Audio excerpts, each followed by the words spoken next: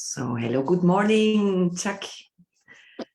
Good morning, Bettina. To Hawaii. Thank you for being with us again this beautiful morning and evening.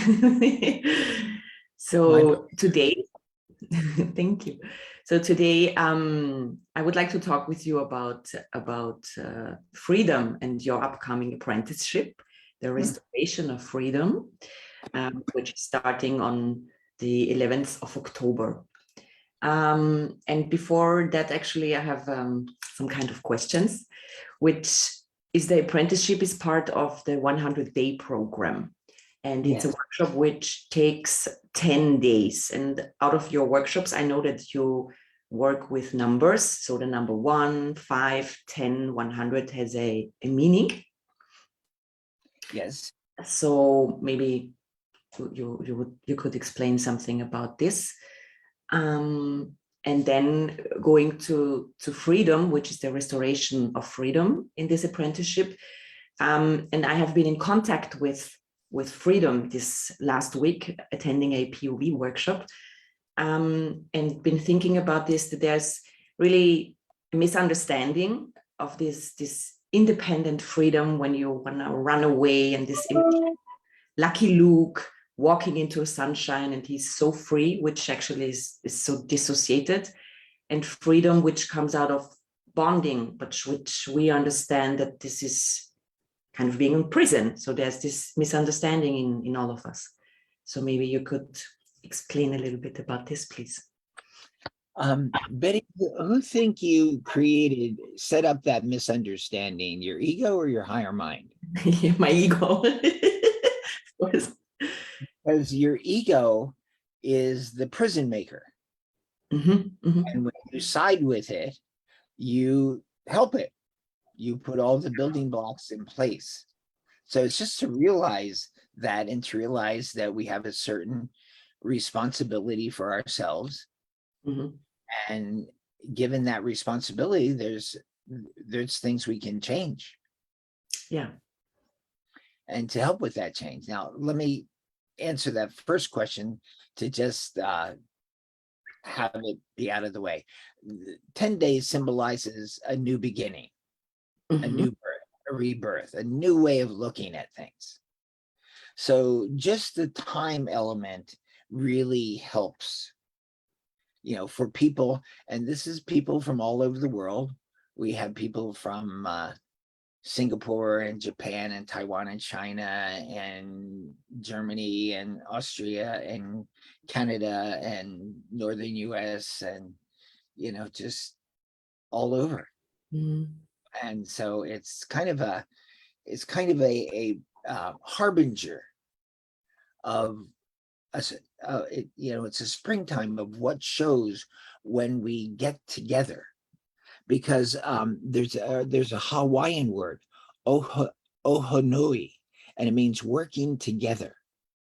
And when you're working in community, when you have a whole team, when you have a family that's not just dysfunctional, but a real team, it's really bonded, then what you have is everybody's life goes smoother.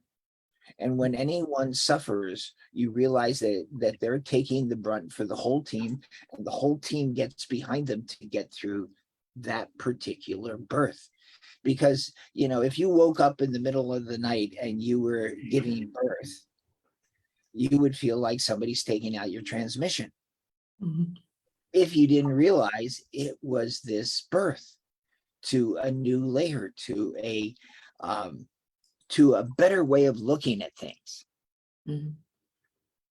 So our perception is the key here. And what most people don't realize is that we're responsible for our perception. Now, when I was at university and studying philosophy, and I studied perception in all these different ways, but being basically a practical guy, I wanted a way that could change perception. Because, if you were in a movie and you didn't like the movie and you went up to the screen and tried to change the screen, have any effect on what the movie? No, people would start going, get out of there, you're bothering us. So or you could learn how to change the movie. Now, the first thing you could do is go back to the projection room, Mhm. which is our own mind. And what we see, this is what I found, and it's the most practical form because it can change your perception. Your perception is a waking dream. Mhm. In the 70s, I was fascinated by dreams, and I learned all these different healing models of dreams.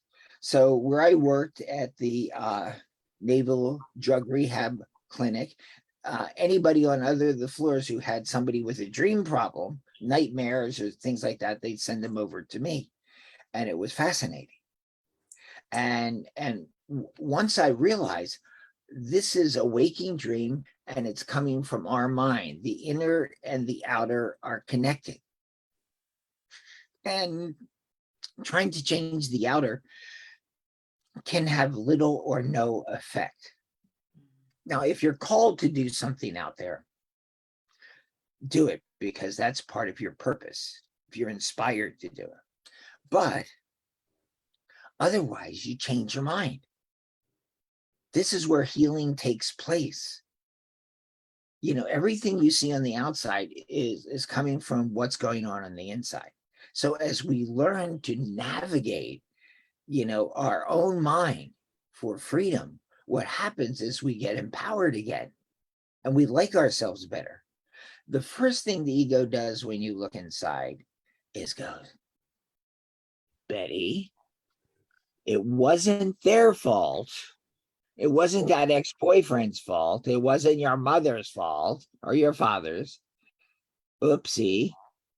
It's your fault. And do you want to look any further inside? No. You have enough guilt, right? Everybody does. Yes. But the thing is, if you take responsibility, it's a much different way to perceive it. And you learn to take yourself lightly and with a certain sense of humor. Then Mhm. you can make changes. It's your mind, it's your heart, Mhm. you know. And actually, what I found inside is we're responsible for the whole thing. Mhm. And if we're responsible, and the ego immediately translate to that, you're guilty. Guilt is the biggest illusionary mistake. Mhm.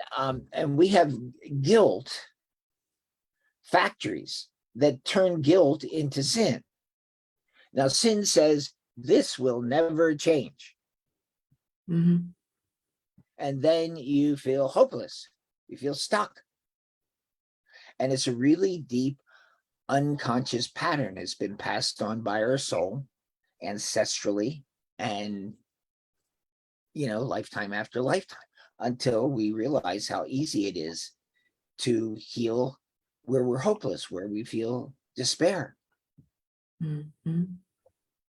So Betty, how much hopelessness do you have?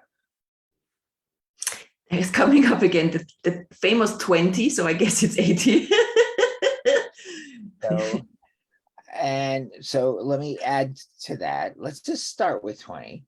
Let's say, how much despair do you have buried underneath busyness, etc., and deadness and The beautiful things. 80, 90. 80, 90? So if we add that hopelessness to the 80, 90, and you have plenty, right? Yes. Let's stop here. So, okay. So you're over the top. So now the thing is that there's some things in the unconscious mind, the soul mind, that are so painful that if you let yourself feel that you were hopeless and in despair, how much would you want to live? Zero. Zero. So what we do is we have defenses over this. And Mhm. deadness is a big defense. Scarcity is another big defense. You know, fear is a big defense over this level of pain. Mhm. Now, do you think despair is heaven's will for you? No, not if it wants to remain heaven. Yeah. I mean, the more defensive we get, we project not only our defenses, which exhaust us, they use up so much energy, and the pain underneath it. And then we project it on God as a bad God. And look what he did to this earth.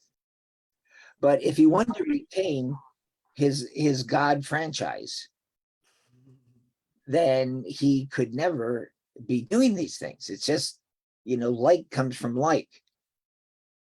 So basically, we don't realize that it's a reflection of our mind that goes back, thousands and thousands of years in the collective. And we could change that. So it's like we have that kind of power and responsibility to change our mind. So if heaven's plan is that we be happy and have it all, and we have scarcity in some areas of our life, whether it's health or money or relationships or whatever it is, it's like we don't realize it because consciously we want the really good thing. But subconsciously and unconsciously, we are fighting ourselves because we want happiness. We're fighting ourselves. We're fighting our higher self. We're fighting others. I know you've never had a conflict with others, but I thought I would mention this. You could take it home for your neighbors and things like this. Anyhow,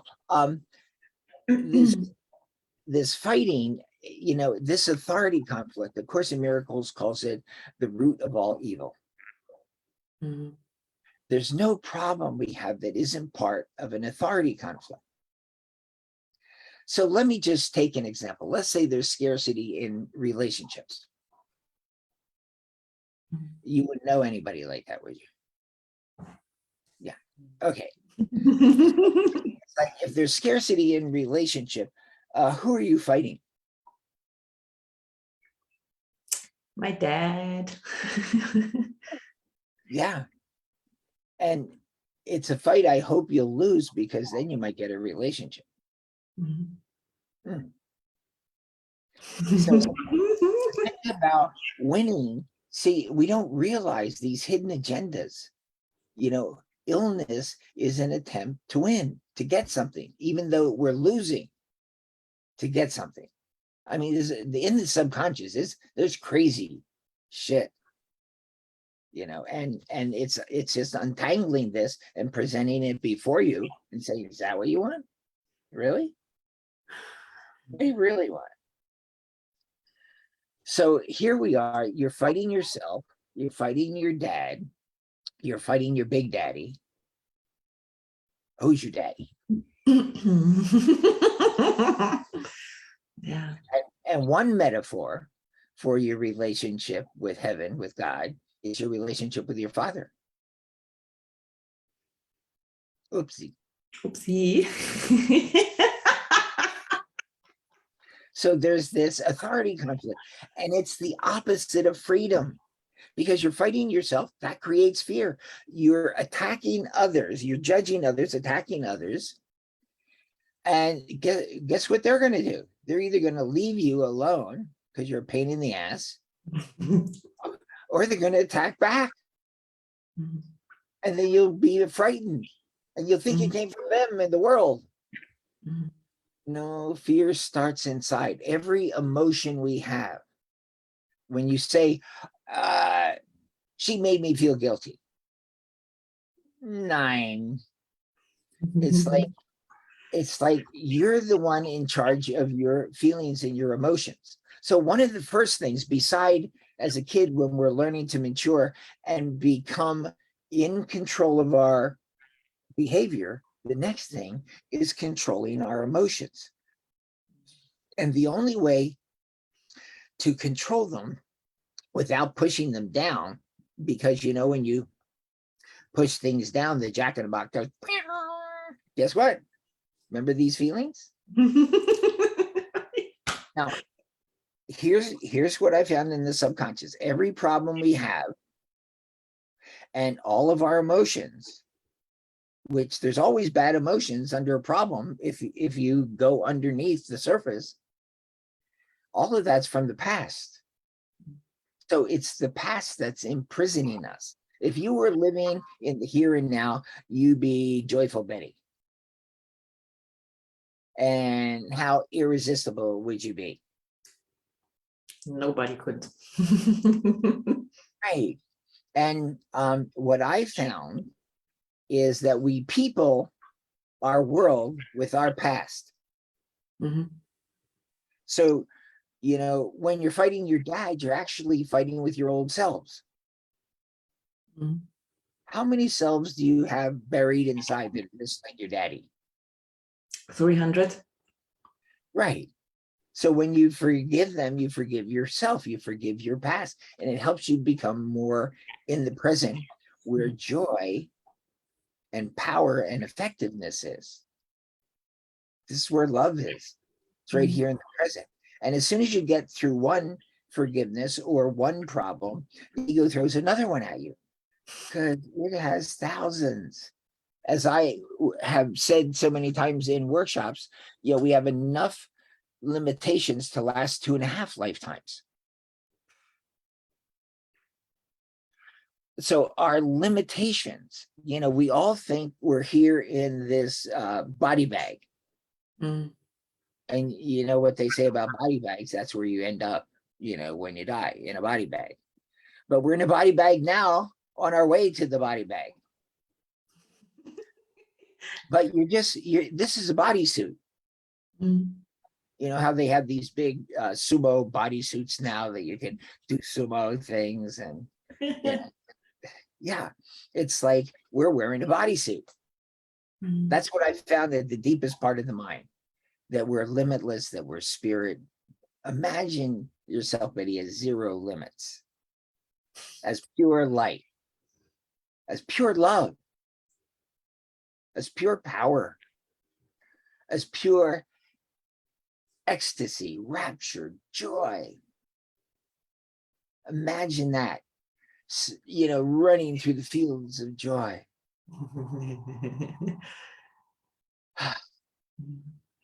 So, yeah. So it's giving up these fights. Mhm. It's learning to forgive ourselves. The hardest part of forgiveness is forgiving yourself, because let's talk about guilt.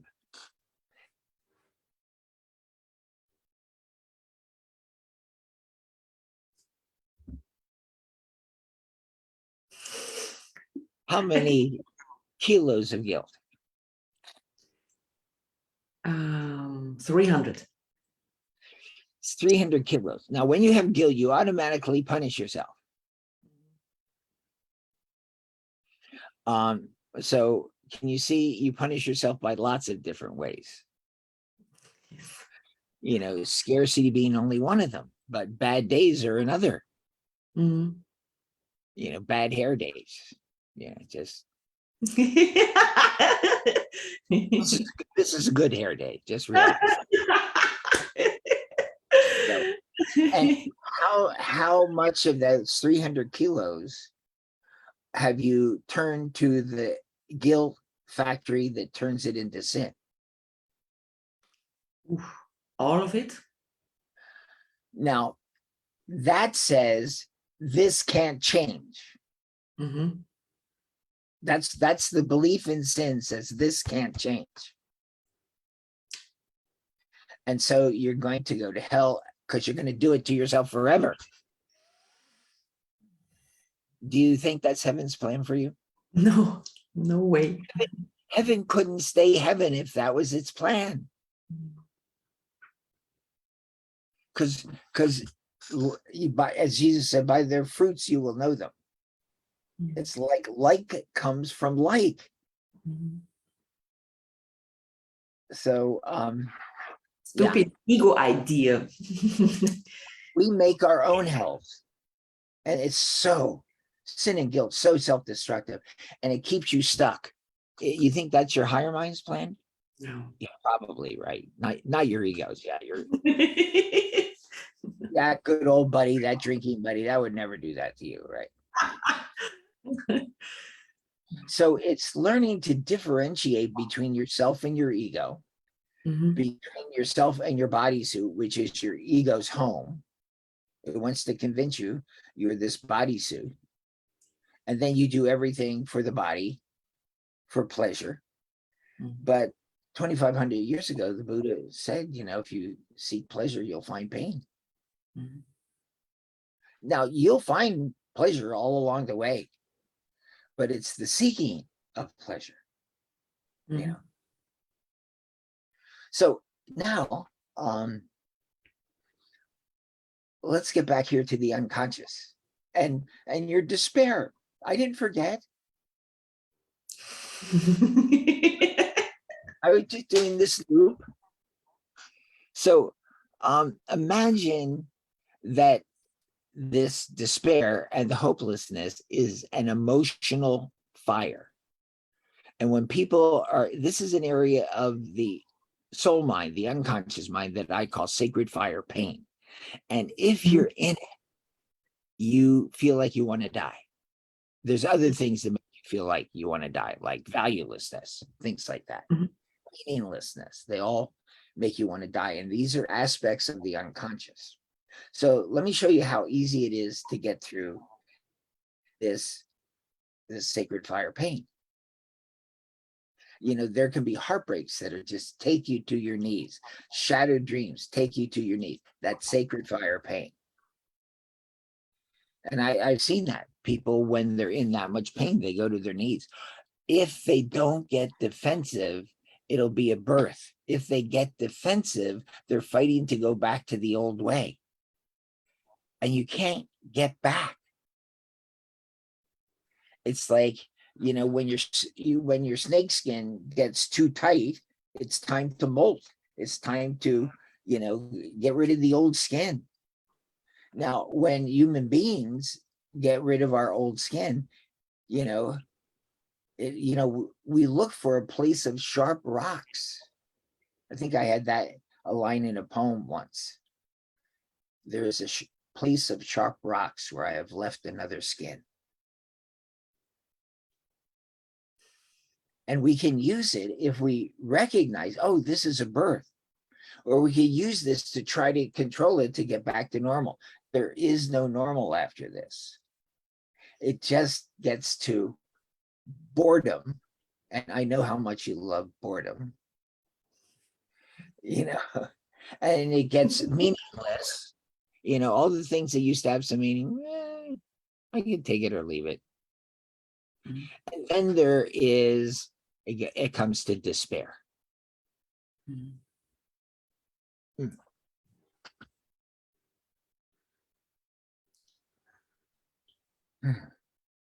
And so I wouldn't try to go back.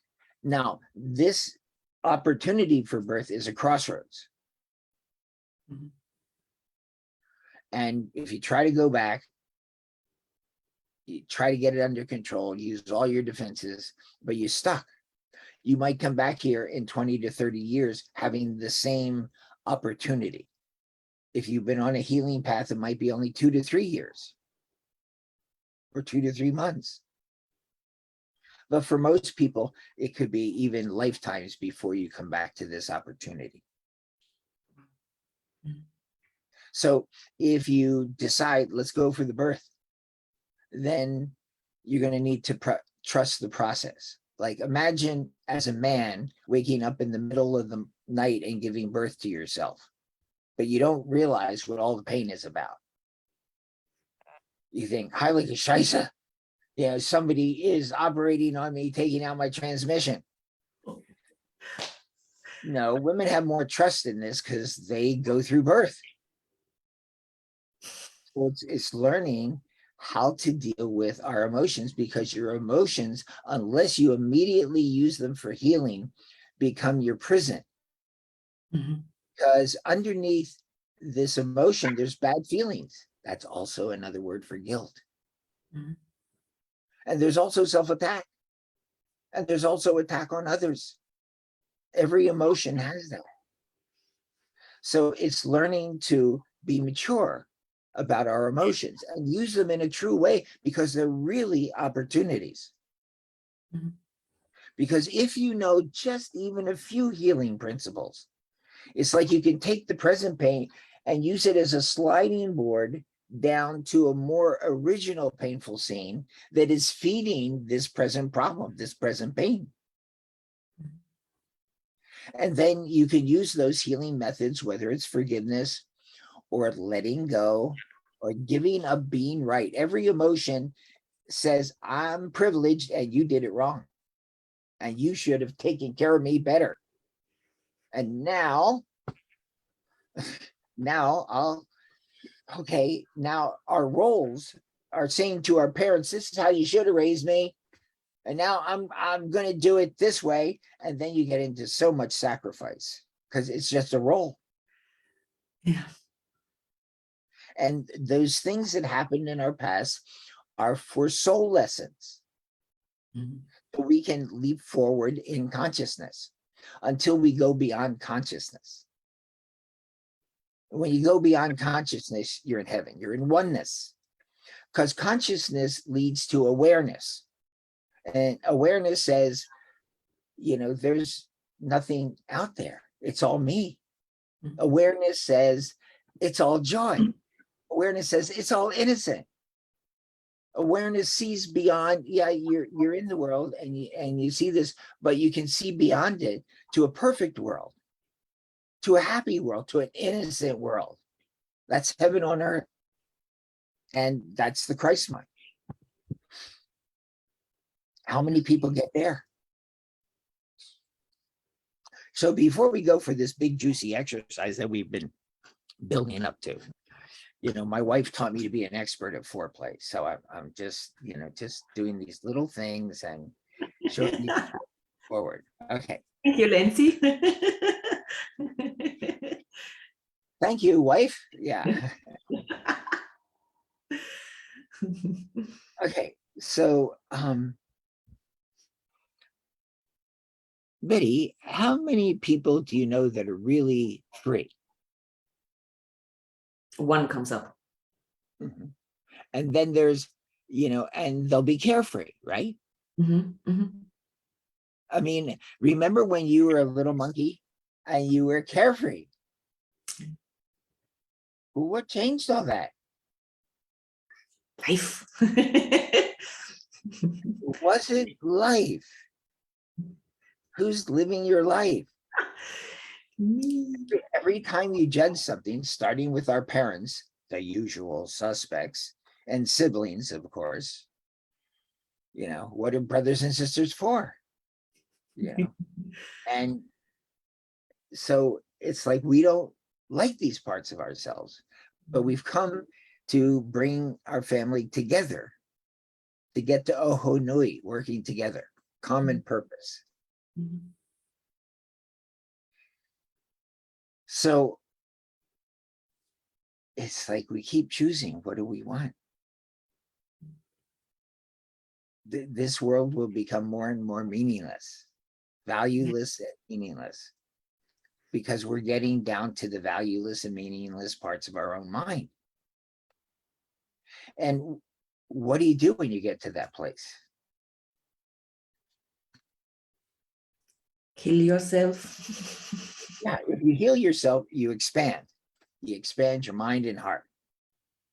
And it helps your mind. If you kill yourself?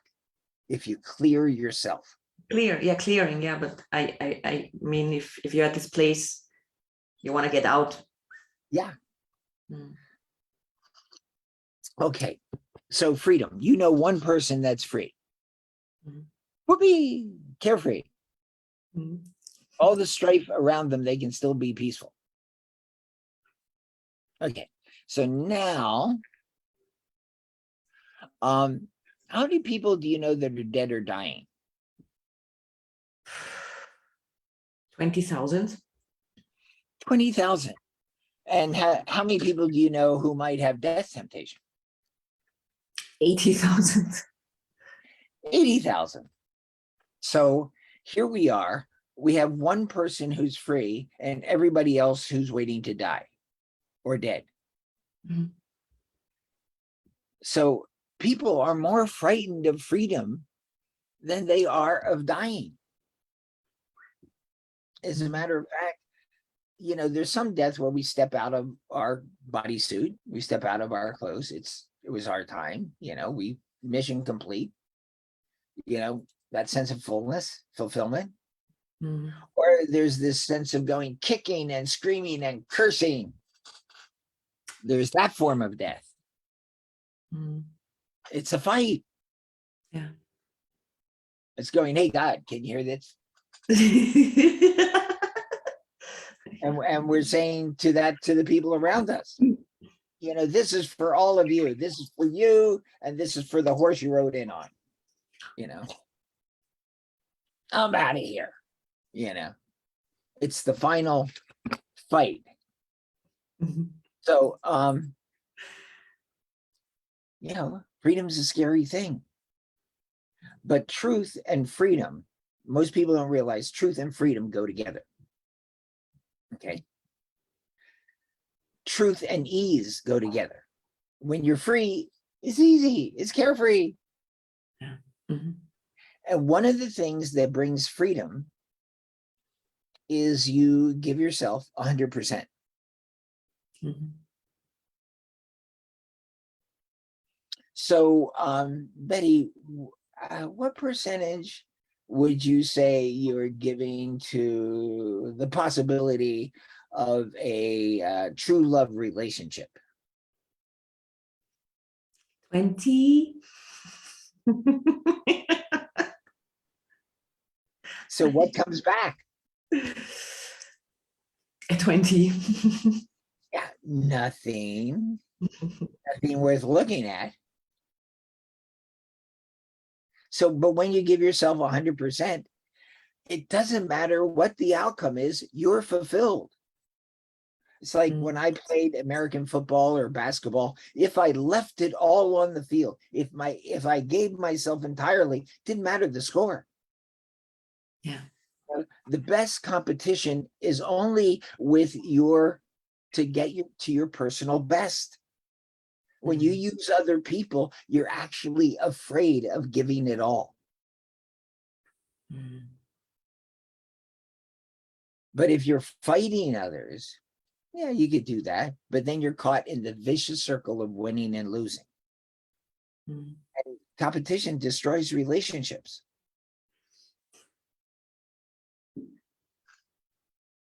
And you wouldn't be competing with men, would you? Mm. But you always win. That's not a competition. Depending on how to look at it. Yeah. It's like when we were kids, you know, we'd practice being cowboys and we draw, you know. So being a smart guy, you know, people would draw on me and I go, oh, sorry, you're too late. And so next time, you know, the kids go, okay, all right. And I go, already back in my holster. Yeah, just, am I going to compete with you? So, but it destroys relationships because it creates fights and it creates deadness because you'll withdraw so as not to lose. To give up competition is partnership. And partnership is one of the ways that we feel free. Mm. Imagine that, feeling free. Now, in a relationship, you know, we come in, there's a honeymoon stage, and there's power struggle, then there's deadness, and you have moments of partnership on the way to partnership as a whole level, where you've given up competition for the most part. Now, we're not going to give up competition until we give up all of our self-concepts, because they're all fighting for who's going to be the president or the dictator or the premier. And they all want time to drive the truck of our lives. Betty, how many 3-year-olds do you have inside? 20,000. 20,000. These are old wounds. And what Wow. happened when those 20,000 3-year-olds stage a coup and take over the truck of your life, they can't even see over the dashboard. You know, look out for the people on the sidewalks. You know, they're all parts where the wires were cut, and they just want to be loved. So imagine you're in a relationship. You have a choice, not conscious, not a conscious choice. You have a choice. Okay, am I going to be the 3-year-old here and try to get those needs met? Or am I going to project that on my partner and he's going to turn into a 3-year-old and be a drama queen or be a needy baby or whatever it is? But that's always yourself. Everything we swept under the rug, our partner will act out. And if not our partner, our kids will act it out. I said, Dad, Mom, remember you divorced that other one, but guess what? You can't divorce me. I'm your kid. So these are actually all opportunities to heal ourselves, to learn ourselves, to become more free, to become more limitless. And that's the path of healing. But the really biggest healing, is what I learned in A Course in Miracles, where it says, I am as God created me. I am his child eternally. And I'm made in his image. I'm just like him. Now, I don't know that consciously, but somewhere it's still locked inside. I have the memory of it inside. There's still that programming. There's still that reality. And healing ourselves makes less of us and more of heaven. So freedom is this really scary thing. But if you free yourself, what you want to do is free others. I mean, because it feels so good. Here, let me share it. Let's both of us feel really good. Yeehaw. And when people are acting badly around you, they're just asking for your help. And you may feel helpless because you're fused with them if you're over close with someone and lost your boundaries. But there's a very simple way to get your natural, true individuation back. And so you can love them, so you can really help them. And that is, you give them back themselves, you welcome back yourself, and you invite Christ or the Holy Spirit to bring in the miracle between you.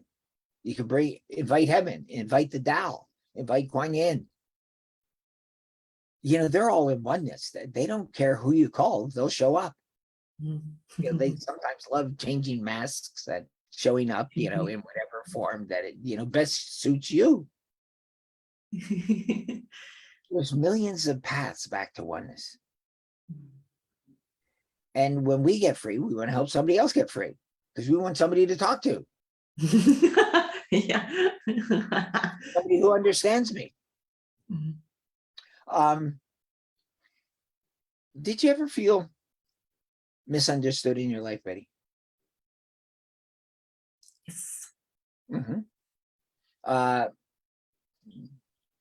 Did you ever feel misunderstood by a boyfriend? Yes. Yeah, that boyfriend.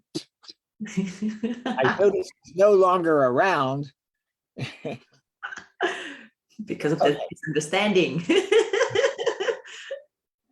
So how much did you understand that boyfriend? 20. How much did he understand you? 20. How much did your mother understand you? 80. You've been on a healing path, that a girl. Yes, lots of apprenticeships. And so, if that's the case, how much do you understand your mother now? 80, 100 comes even up. 80. Yeah. Well, when you get to 100, you'll feel understood by your mother 100. Then you're your father to work on. Yeah. Right. Piece of work. But remember, it's all your dream. Mhm. And the whole dynamics of a dream is that it's our wish. Can you imagine? We want that. And all the things going on in the world, those are our collective wishes. There are ancient patterns that we're trying to heal now. Mhm. What's going on in the world is like the weather, which is all out of balance Mhm. because our ancient mind is all out of balance. So we need people free enough to not be overwhelmed by what's going on in the world, by the fear that's out there. Yeah. So now let's get back here to this exercise. So imagine, and let's add beside the despair. Despair doesn't feel good, right? Mhm. So let's add all the guilt to it, because guilt means you're feeling bad. And the thing is, once you have an emotion, you feel bad and then you punish yourself. Most people don't know this, but I've spent 50 years in the subconscious. Yeah. I take vacations to the unconscious mind. Don't always recommend it because there's demons and dragons and treasures. Oh my. Demons and dragons and treasures. Oh my. But learning does keep you young. Does keep you young. Yeah. Because it expands your mind. Mhm. So imagine that emotional pain Mhm. was a wall, that despair, that meaning, that hopelessness, that guilt was a wall of emotional fire. And to who wants to face that? How thick is it? How tall is it? It looks like spines, actually. It's like a ring of spines. A ring of spines, but it's all that emotional fire. And it's spiny. Mhm. But who's on the other side of it that needs your help? My family. So you want to, how long are you going to stay in here? And notice that ring of fire, that spiny fire seems to be closing in on you. Yeah, just a little closer, inching in every day.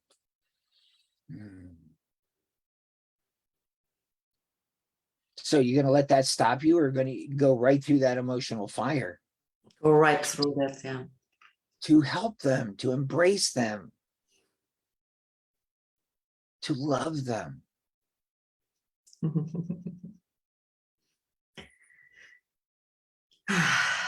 How does that feel? Beautiful. Mm. Sweet. I've seen Tiny, sweet. people on the floor with emotional pain, and realizing, this is in a workshop, and realizing that someone across the room who was also on the floor in emotional pain, they had this awareness enough in all of their pain. Pain shuts you down, makes it all about you, just like illness. It shuts you down, it makes it all about you. We feel like we're in survival. But if you realize somebody needs my help, and I can step through this to help them. You go, well, no, it's the middle of the night where they live. And it's, well, when we were created as light. So you can join light to light with them. You can extend that light. Quantum physicists, not all of them, but most of them, have discovered that all there is light. Buddha discovered it's an abyss. It's darkness, but beyond that, there's the light. But what most quantum physicists don't know, that most mystics do know, is that light is made love light. light love. So when you extend love or light to someone, the more you extend that, the more you begin to realize you are the light. You are the love. It's your original identity. It's how you were created. It's what heaven is made of.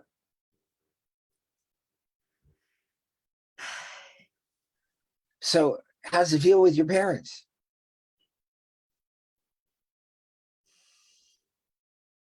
It's just sweet, just union and bonding. Now, in your time scale, how much time did you just save yourself by that simple little exercise? 5,000 years. Yeehaw! Thank you. As the Japanese say, yatta! So, yeah, it's like when you hit unconscious pain, this is soul pain. And you could go back to past lives or heal ancestors or heal those patterns, or you can get it quickly. You get it quickly, who's ever there gets it quickly.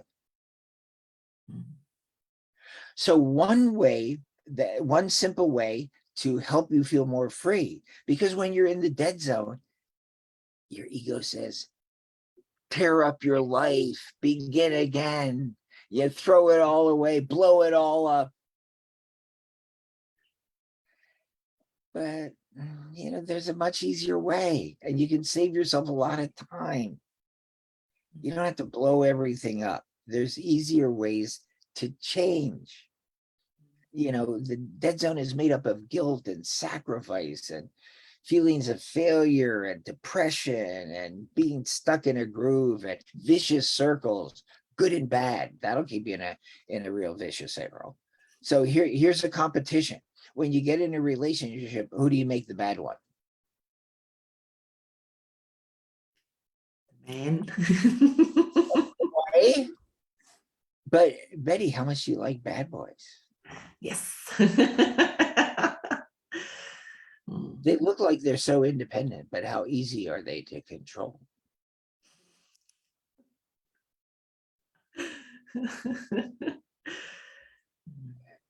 We have our ways to control them. So, and the thing is, when you're imprisoned, what you want to do is you want to imprison others to make sure that they supply you with your food and your sex and your drugs and your entertainment and all that stuff. So if we don't get out of our prisons, we put other people in prison.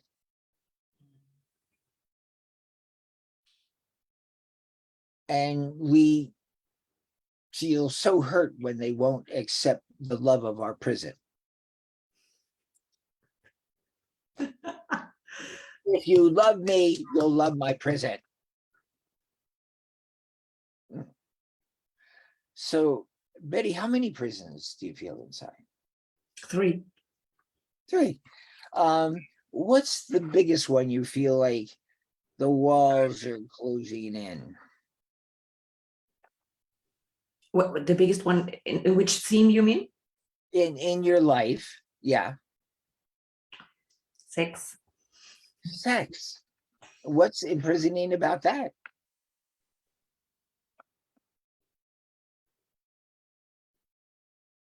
Just I don't know. The feeling about it, the surrendering. I see. Is that a prison? That's the way out. Yeah, it feels like it. Does that feel scary? Being, kind of dependent and losing. So sex is a game of winning and losing for you.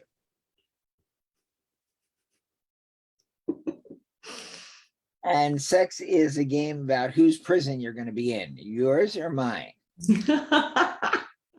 My place or yours. I'm always comfortable in my place. It's a crazy stuff. And you get through these 3 prisons and you'll get to a new stage in your life Mhm. and you'll find new prisons. Mm. How many new prisons are waiting for you at the next stage of your life?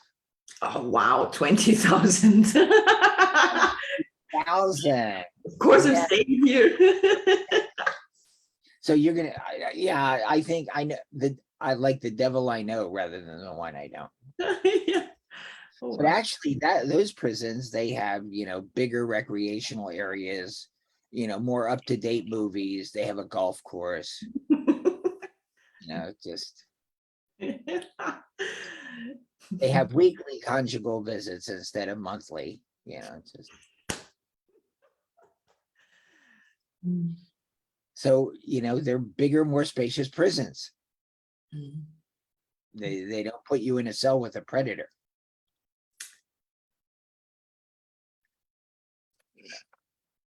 You're no longer in a cell with Lester the molester.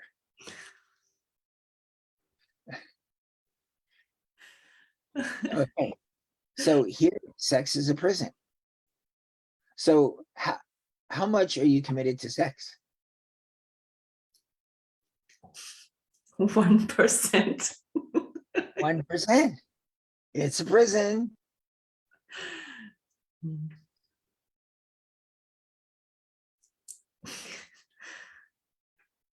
Hmm. What holds you back from giving yourself fully? Nothing. Huh. Yeah. Except you feel like you lose. That little thing. He nailed me and I wanted to nail him.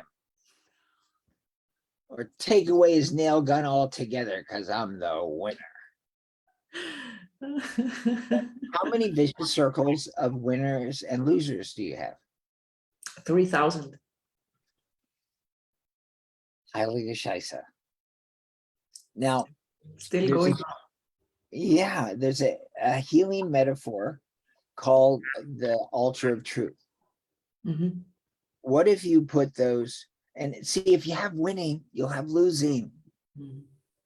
If you feel like you're a victim in your life, you're secretly trying to win, trying to gain old needs. Mm-hmm. So if you have one, you have them both. So if you throw them both on the altar, 20,000. And what happens is the gifts underneath the illusion of these 20,000 traps begin to emerge. What are the gifts that begin to come out? Blossoming. It's like flower garden blossoming. And and flower garden is the Japanese word, which is hanazono. They use it for moshi. Yippee! Yippee! You got yourself back. And then all the little bees go bzz, bzz.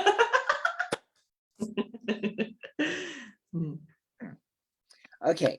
And so, but also what comes when that many, because when that many illusions fall away, it's tied to self-concepts.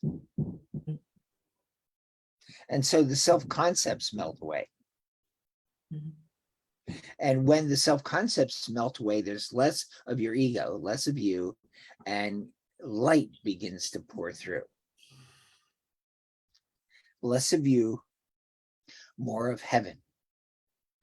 And then you get a glimpse with truth of I am as God created me.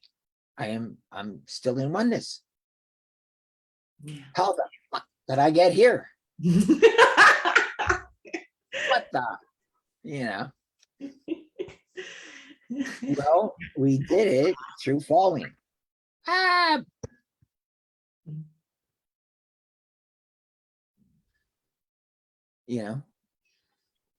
Terrible sport. Falling. Yeah. So in this life, Betty, just to humor your old Uncle Chuck, Mm-hmm. How many falls have you had? 3,000. Right. Were any of them not painful? Nope. They were all painful. And we use them to separate. And when you separate, you have pain and you have a grievance. Look what you did to me. Ashlock. But actually, they used us badly, but actually we use them to create these self-concepts. Yeah. So our self-concepts, even the good ones, they're built on pain. So good guy, bad guy, that's another vicious circle. How many good guy, bad guy, good and bad vicious circles do you have? 300 and 300,000 comes up. Yeah. And the thing is, it's like we teach our kids, be a good boy. And they take on roles of being a good boy because they want to be approved of. Or if the family secretly needs a bad boy to be the scapegoat, to take all the pain of the family so everybody else can be normal. And they're actually really committed to the family as much as the heroes in the family, as much as the martyrs in the family. So you want to put those on the altar of truth? Yes. Everything that has value can stretch that much, believe me.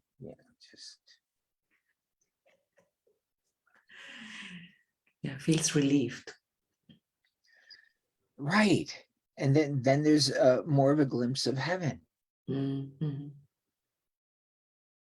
what are the gifts that have been when hiding under winning and losing and good guy, bad guy? It's unconditional and true love. Sweet. Are you ready to be that free? Yes. And yes. then you get together with a partner and you either are going to use it to make them your slave to meet your needs. Betty, how many relationships have you had? 4. And how many of those relationships, how many of those men have you made your slave?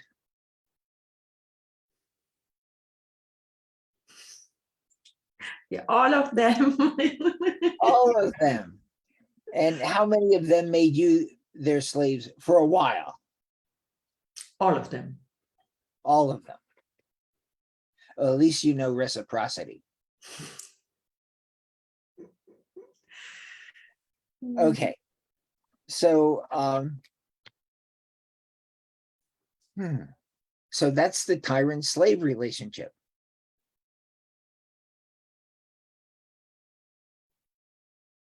So it's a vicious circle too. How many of those do you have? 200. So when you go into a relationship, you go, okay, who's going to be the tyrant? Who's going to be the slave? Explains a lot. So you really look forward to a relationship. If you go, I don't want to do a stint as a slave anymore. But true love is unconditional. It gives and it automatically receives. Then it's not winning or losing. It's like, how can we become more whole? How can I be willing to join you? So Betty, in your sex life, what percentage would you say you actually joined your partner? 20. Welcomed your partner? 20. So that's how much there was love. Yeah. What was your higher mind suggesting at those times? Giving it all. And if you give it all, Betty, would you have had a happy hoo-ha experience? Yes. Then it would have saved them. This is as well. Your relationships are the heart of everything. If there's any problem, it's actually underneath. There's a relationship problem. There's a grievance with someone. There's old pain. And as you heal that, basically you reestablish bonding. And then you become more carefree. So let's talk about something that frees you in with relationships. Name a relationship. The second last one. Okay. So it's a boyfriend. Okay. Yeah. I thought, yeah. Could be any relationship, but you got a boyfriend. That's great. So in terms of power, how much power did you end up with and how much power did he have on the scale of 100? 80-20. 80-20. And when it gets to 80-20, you're thinking, let me out of here. I got to get out the door. He's imprisoning me. Or you were going to say, get rid of him. He's a bad opportunity. No, every relationship is a good opportunity to find love, to find yourself, to answer their calls for help. But this is so important and it's so simple. Can you commit to equality with old, what's his name? Antonio. Don't have to give a name. It's just, they're all old, what's his names after the fact. Yes. So what's the numbers now? 100. Wow. So you pass the illusion that it can only go to 50-50, which is you do your part and maybe I'll do my part. You first. But 100, you know, it's all you. They'll reflect what you give. And do you want to commit to equality again? 120 and then 150 already. So went to 120 and then 150. When you get to 120, your relationship becomes an inspiration to people around you. People around you go, look, they survived. Oh my God. You know, they're happy. How long have you been together? What? They get hope. And the higher it goes, the more effect it has. You get up to 550, and it's healing the collective mind. So how do you feel now about Antonio? It's beautiful. Yeah. Thanks for being my training wheels on my bike as I'm going to learn how to ride by myself. And not my, you know, because the ones you haven't healed with and gotten to equality with, you become the place where they park their bike. You know, and you know what part of you parks their bike, you know. Yeah. Because it reflects your life. Sex reflects your life. Yeah. How much was your relationship with Antonio holding you back from sex? 80%. Yeah. How's it feel now? How's sex feel now? Joyful. 80% is a lot more than most people are experiencing in the world because they're not experiencing 80% of their life. You want to always have it be 100%. And that depends on one thing, how much you're giving. Now, when you're giving and you're not receiving, which go together, by the way, giving and receiving, what happens is that you're in sacrifice. And that's actually a form of withdrawal and not giving yourself as you do things, which burns you out. Yeah. Okay. I see we're getting over time and I see we'll have to end this for now. But thank you so much, Chuck. This was incredibly inspiring. See you on the 11th of October for freedom, restoration of freedom. Restoration. Let's get it back. Yes. You know, all that bonding and ease. That's with ease, anyhow. Okay. Thank you, Betty. Thank you. Love you. Thank you. Bye bye. Bye bye.